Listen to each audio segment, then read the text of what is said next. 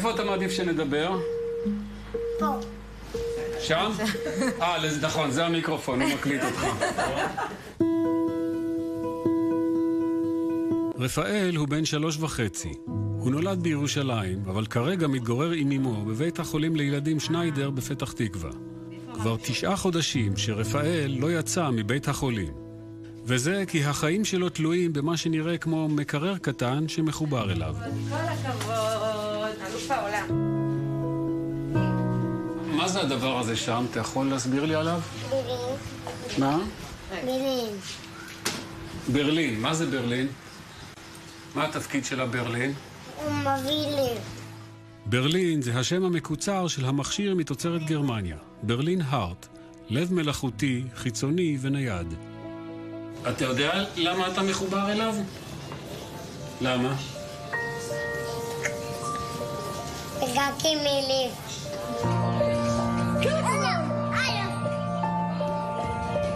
רפאל נולד עם מום קשה בלב. בגיל 3.5 חודשים כבר נאלץ לעבור ניתוח לב ראשון, אבל גם אחר כך יצא ובא מבית החולים לעתים תכופות.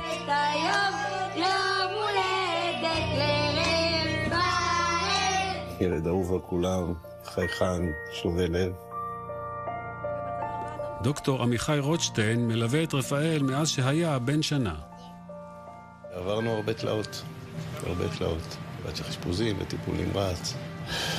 אני הייתי האיש הרע, והייתי צריך לבשר להם שאני חושב שהלב שלו הולך למקום לא טוב. פנינו לא מועדות לשיפור, ושאולי נגיע אפילו להשתלה. אחרי כשנתיים עבר ניתוח לב שני כאמצעי חירום. נתנו לו תרופות דרך הווריד ללב, לחזק את הלב, והוא לא הגיב לתרופות. הוא פשוט הלך וידרדר. דבר בקושי תפקד, בקושי היה כבר חצי אפתי, הלך ונהיה אפתי. הכניסו אותו לניתוח, ובניתוח הלב פשוט קרס, לא הצטרכו לנתח, והמנתח אמר לי, אנחנו מחברים אותו לאקמו. וזה מה שהעלו אותו לאקמו, וחיכינו לברלין כמה ימים עד שהגיע. כיף. צריכים לראות ילדים שרוצים לקפוץ על טרמפולינה עם המכשיר הזה. הם חיים, הם עולים במשקל, ילדים שהתנשמו והיו עם קוצר נשימה רעבים לאוויר, ופתאום המערכת מספקת להם את כל מה שהם צריכים. משהו בילדיות שלהם מאפשר להם להתחבר אל המכשיר הזה, לזה שיוצאות להם מכאן יוצא להם צנרת בית חזה, אבל הם פשוט לומדים לכבד את המרחק שמותר להם להתרחק מהמקרר החמוד הכחול הזה ומתחברים אליו, וזה מאפשר להם חיים הרבה יותר בטוחים ולהגיע להשתלה במצב טוב מילד מאוד רזה שלא מסוגל לאכול ולא מסוגל לעלות מדרגות, ופתאום ההורים צריכים לדוף אחריו עם המכשיר.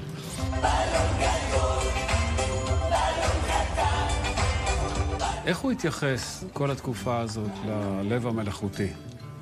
הוא ידע שזה שומר עליו, הוא ידע שזה מה שבעצם נותן לו כוח. הוא ממש ברח. הוא לא היה ככה מהרגע שהוא נולד, לא זוכרת שהוא היה ברמה כזאת שהוא השמין. והוא פשוט גדל, חזר לו הצבע על הפנים. על הפנים, יש לו אור על הפנים. באיזשהו שלב הוא לא אמר, מה אני צריך את הדבר הזה? לא. הוא קיבל ועטף את זה. הוא פשוט היה מפחד ברמה שצריך להתאים את הברלין. וכשהייתי שמה אותו לישון, זה אומר לי, אמא, אבל תחברי למתן. הוא תמיד היה דואג, אם זה היה מצפצף, הוא היה יודע לאשר את הצינור, כי אם הצינור מתעקם, אז הוא יודע צריך לאשר את זה, כי זה לא טוב שזה יצפצף. הוא ממש היה על זה כל הזמן. כאילו שממש הוא יודע שזה בעצם עוזר לו. הלב המלאכותי הוא פתרון טוב, אבל זמני. אף אחד לא רוצה לחיות בבית חולים, ומעבר לכך, כל שבוע נוסף שהילד מחובר לדבר הזה, מגדיל את הסכנה לסיבוכים. הוא יודע שהוא מחכה ללב, והוא מדבר הרבה פעמים, גם שואל. מתי הלב הגיע, איפה הוא הלב, איך הוא בא. מה את עונה לו? שהוא בדרך. תפללים שזה יגיע הכי מהר שאפשר. אחרי 9 חודשים שרפאל המתין לשווא לתרומת לב, הלילה הוא אמור היה לטוס לבית חולים בניו יורק, כי שם זמני ההמתנה לתרומת איברים קצרים יותר. המזוודות כאן, אנחנו אמורים לצאת לטיסה בשעה 9. 2 רופאים ואחות מטיפול נמרץ אמורים ללוות אותם בטיסה, פלוס טכנאי של הלב המלאכותי. ההורים של רפאל גרושים, והאבא יצא קודם כדי להכין את הקרקע. אבא שלו במטוס כרגע, צריך לנחות ממש שעה, שעתיים כבר בניו יורק. מתרגש ללב החדש? איזה כיף יהיה לנו, נכון? ברגעים האלה ממש הם היו אמורים להיות בדרכם לשדה, אבל לפני שעתיים הודיה נקראה לפגישה עם הרופאים. היה הרבה רופאים בחדר, הרבה, כאילו מעבר למה שאני רגילה לראות. ואז עמיחי אמר, כן, את יודעת למה קראנו לך? אמרתי, כן, הנה טיסה. אז הוא אמר לי, זהו, שנמצא לב תואם לרפאל. אמרתי, לא, כמעט התעלפתי. הייתי בשוק חיי. מדהים, מדהים. תורה שזה... מדהים. אני אוהבת אותך. זה היה מכתוב שהוא יקבל את הלב פה בארץ.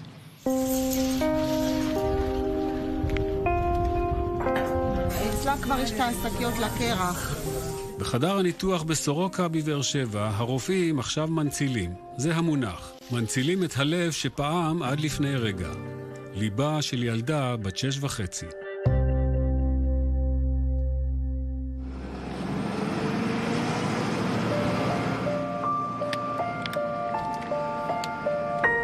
מהרן בדיר מכפר קאסם הוא נהג מסעית. כשקיבל נסיעת עבודה לאילת, הוא החליט לצרף אליו 2 מתוך 4 בנותיו. סבא היא הקטנה ביותר. הקטנה שלנו, הכי שובבה בבית. הרוח החיה של הבית. סבא, אני היינו ביחד. כן, ילדה של אבא? כן. כן, היא ילדה של אבא. שהיא קמה מהישנה, כאילו, שהיא יושנת והיא קמה, היא הולכת אליו. כשהוא חוזר מהעבודה, רק כשהיא שומעת את הרעש של משאית, היא קופצת. נסענו ביום חמישי לאילת, לעבודה, ולקחתי אותה.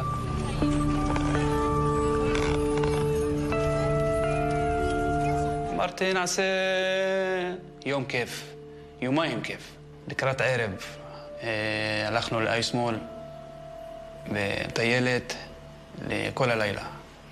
זו הייתה הלילה האחרונה של סבא. היא שיחקה, נהנתה, והלכנו לבית מלון עם הרבה תוכניות למחר, בשבילהן, לשחות, לקנות, לקראת חזרה לבית. ובבוקר, יום שישי, הכל נעצר. קמתי אני בבוקר, הערתי אותה, היא לא ענתה לי. הערתי, היא לא קמה. בבית חולים יוספטל עברה סבא סיטי ראש והתגלה דימום מוחי. הוא זעק מסוק שפינה אותה לסורוקה. אני במסעית, חזרתי עם הילדה השנייה.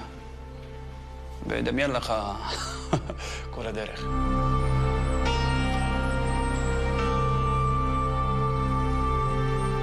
אני הגעתי לפניו. כשהגעתי לבית חולים, ברגע הזה הכניסו אותה לניתוח. ואחרי ככה הוא הגיע וחיכינו.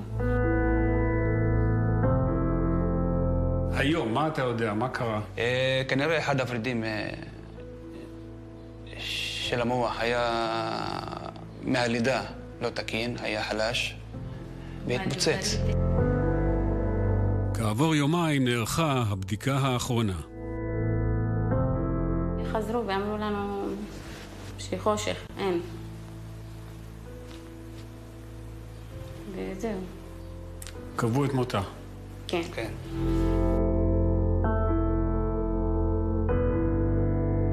ואז מישהי ניגשת אליכם בבקשה לתרום את האיברים? כן, את הרופא שאל אותנו, ואנחנו אמרנו כן. מיד? כן. זה מיידי, בלי להסס. אנחנו שליחים. يعني מי ברא את הלב? אני? ומה אני אעשה בלב בגבורה? או בכליה, בכבד? מה אני אעשה? הבת שלי הלכה, זהו. הגופה נטמנת. יום, יומיים, אין גופה. אז לפחות העוברים יצאו חיים. חזרנו לחדר, חיבקנו אותה, דיברנו אותה, במיוחד הוא דיבר אותה הרבה. אני לא עזבתי אותה. מה אמרת לה? מה לא אמרתי לה? אל תשכחי אותנו למעלה, ויש מפגש. יש מפגש. וביקשתי סליחה ממנה, שאם אני לא אשם, אבל אם אני אשם, תסלחי לי. כשאתם נפרדתם מסבא, הלב שלה עדיין פעם. כן, זה הרגע הכי קשה בחיים.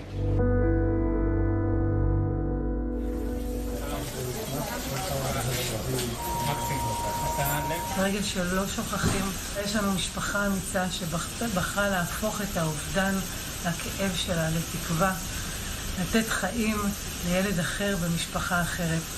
זכות ענקית להיות החוליה המקשרת.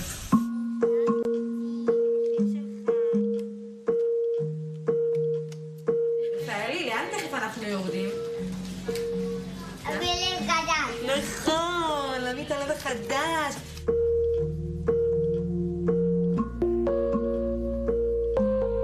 שיהיה לך את הלב החדש, לאן אנחנו נלך? לזירפה. לזירפה, נכון. אביא לגזר.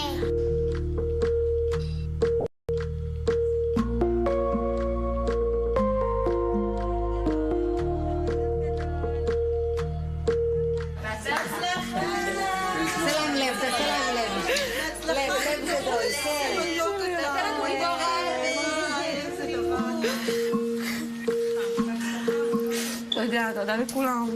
תודה רבה. תודה לכם. בהצלחה. תודה רבה.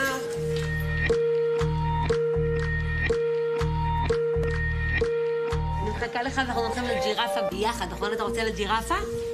מתי, יורד? עוד מעט.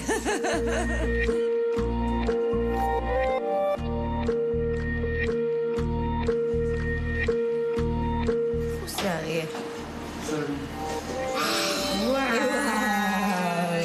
אז אתה כמו אריה. חיים של אמא פה. אמא פה, לאללה, אמא פה. אמא פה. גיבור, אתה אריה. אתה אריה. אתה ספיידרמן.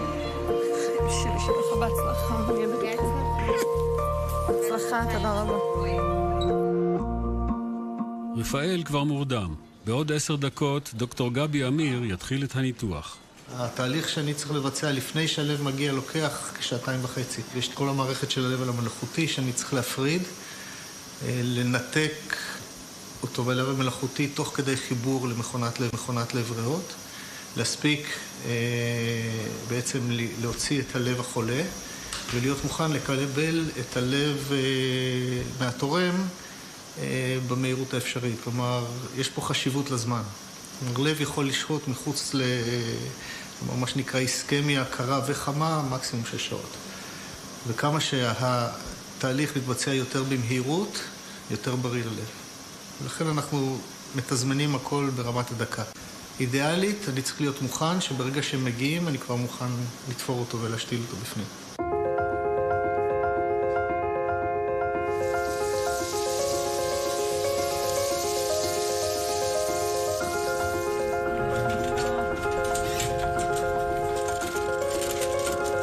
לאחר חצות, הלב יוצא בצידנית הצהובה מבית החולים סורוקה בבאר שבע.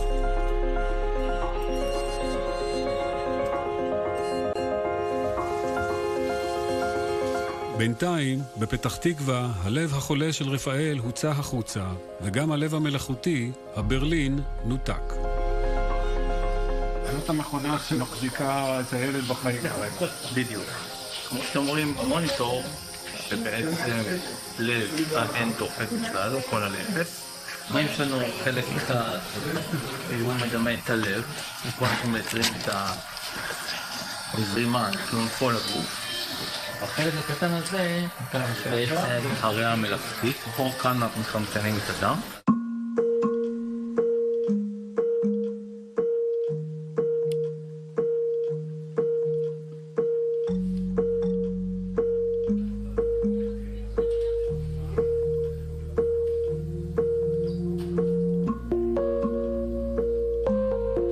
לב הוא בגודל של אגרוף. לב של ילדה בת 6 הוא בגודל אגרוף של ילדה בת 6.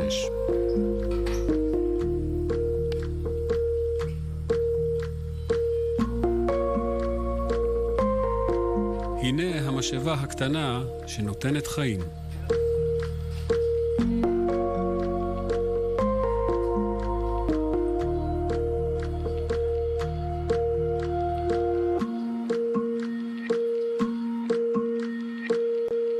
התורמת היא בת 6, רפאל בן 3.5. איך הלב מתאים? זו התאמה לא רעה בכלל, מבחינת המשקל הם קרובים מאוד, זה לזכות בפיס, זה גם ככה בדקה 99.9, וזה הפרשים מצוינים, יכולים לקחת עד פי 3 במשקל, אז הפרשים כאלה זה ממש מזל. יש משהו קבוי באופן שדוקטור עמיחי מדבר, ואני מרשה לעצמי לשאול. זה בסדר אם נדבר רגע על הבן שלך?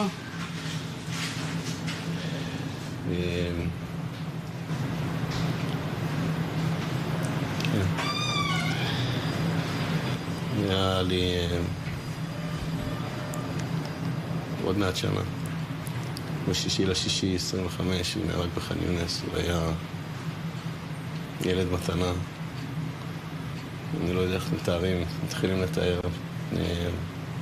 חבר, לוחם, איש אמיץ, חבר טוב, חכם, פילוסוף.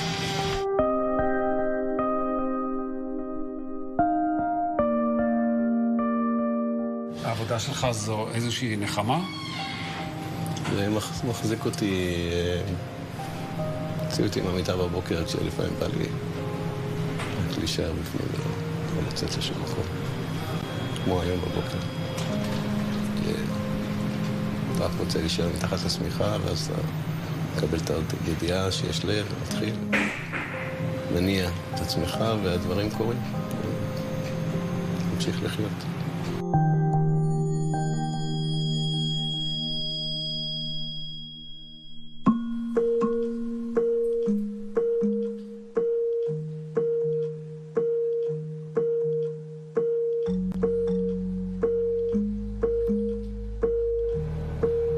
הלו, אני למטה פה, בקומה 3. הבנתי שדיברתי גם עכשיו, מקודם. אמרו לי שעוד שעה הוא יוצא. כן? טוב, אני בא. איזה קומה?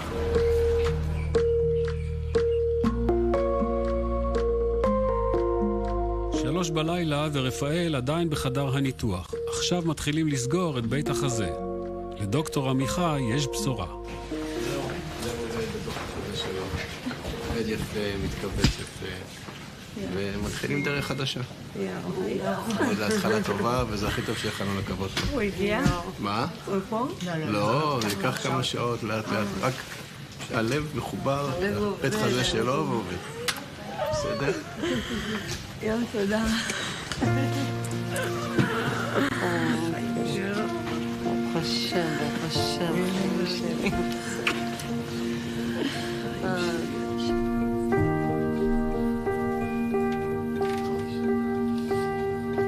אתם נזכרים בדרך שהוא עבר?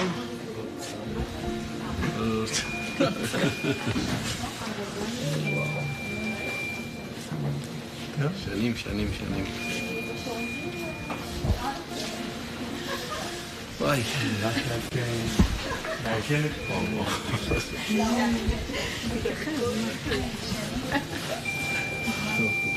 אחרי כל מה שעברת אתה עדיין מתרגש? אי אפשר שלא.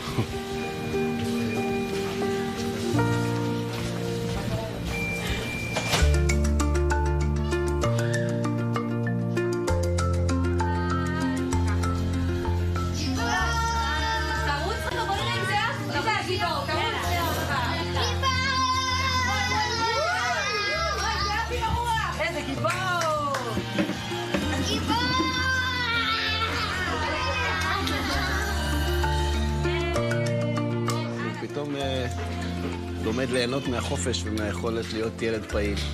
ילד שהיה מאוד מוגבל וסכנת חיים ועבר החייאות.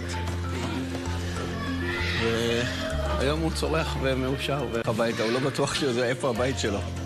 אם זה פה, הוא מוכן ללכת הביתה לקצת ולחזור לפה, כי זה הבית, זה פה המקום הכי בטוח בשבילו. הוא יודע להגיד שהמקרר שמר עליו, שהלב שמר עליו. שמח ללכת הביתה? הנה, ככה נשים טוב. כל מי שיתקרב לרפאל יצטרך להיות עם מסכה. בחודשים הראשונים הוא בדיכוי חיסוני מאוד משמעותי, וכן, ולאט לאט אחרי כמה חודשים הדיכוי החיסוני יורד, הוא הולך לבית ספר, הוא ילך לגן. בין 3 ל6 חודשים אנחנו כבר מחזירים למסגרות, והרעיון הוא שיהיה לו חיים כמו של כל שאר הילדים, כמה שניתן. לא מובן מאליו, עמדנו בהרבה מאוד רגעי שבר, היינו ברגעים מאוד מאוד קשים, שהאופטימיות אצל הרבה מאוד אנשים כמעט ונעלמה, והנה, שחיינו וקימנו והגיענו לרגע הזה, ואני רוצה לנצל את הבמה הזאת להגיד שלא יפקוד את אף אחד אסון או צרה, שלא יבוא על אף אחד, אבל צריך להעלות את המודעות להשתלות לב בארץ ובעולם, וזה ממש מעניק חיים. ממש מעניק חיים. כל המציל נפש אחת מישראל כאילו הציל עולם ומלואו, זה מעניק חיים.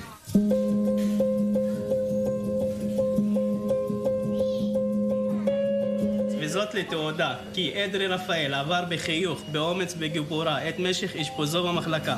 רק מי שעבר תיקון בליבו, באומץ כמוך, מותר לו לבוא ולומר לכולם, וגם להשוויץ שבעומק חזהו פועם לב אמיץ.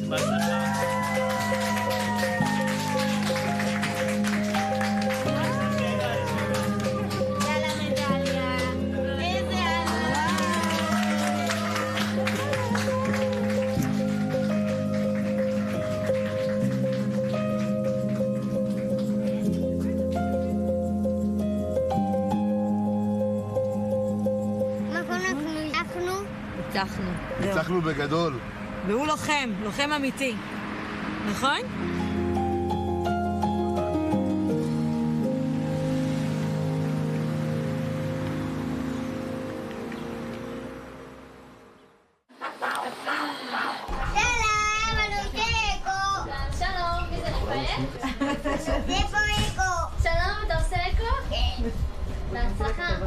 אקו לב, הלב של סבא מכפר קאסם, שכעת פועם במרץ בתוך גופו של רפאל, שמתחזק מיום ליום.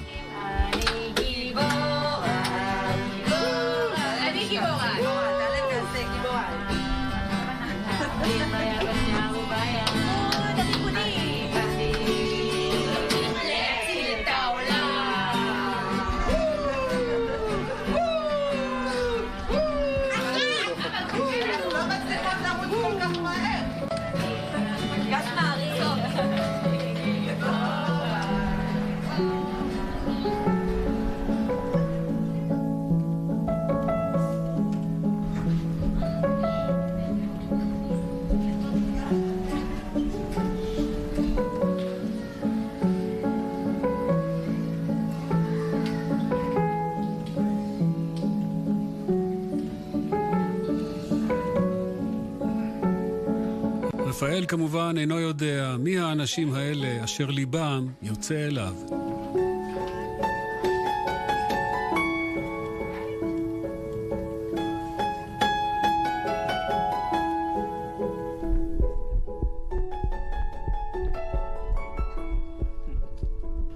צריך לשמוע משהו? כן?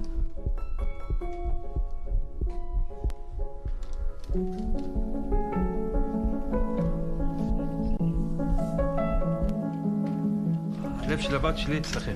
נכון, זה המריון. זה אמת. זה מתנה אלוהית.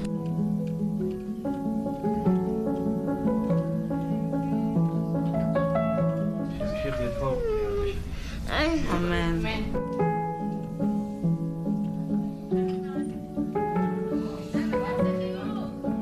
תעשה אריה. מה זה, אתה? כזה חלש. טוב, האריה בגן החיות התנ"כי היה מבאס כדרכם של אריות, אבל ברור לכם איזה עוד חלום רפאל הגשים, כן?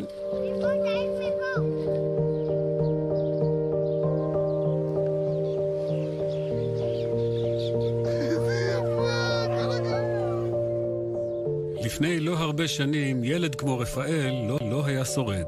הוא חי בזכות הרפואה המודרנית ובזכות זוג הורים שברגעי אובדנם הכבד ביותר בחרו באצילות נפש להציל ילד קטן שחי על זמן שאול בעודו מחובר ללב מלאכותי וחלם להאכיל ג'ירפה.